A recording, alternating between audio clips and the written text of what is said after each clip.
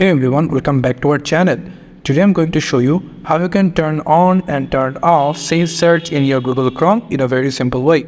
So without wasting any time, let's get started. So first, you just need to come over into your Google Chrome, and now you can see you just need to come over into the search option and going to search for Safe Search. Click on that, and then you will get an option called your Safe Search Settings Google.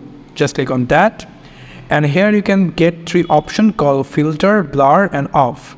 If you turn it off, then you'll get a blue dot over here, or if you want to click on blur or if you want to click on filter, you can do it as well. Filter, it will help you to explicit images, text and links too. But if you click on blur, it will help you to explicit images but not text and links. So be sure about it. So this is how you can set Safe Search turned on and turn off into your Google Chrome. Thank you so much for watching this video. I hope to see you in other videos. Till then, goodbye.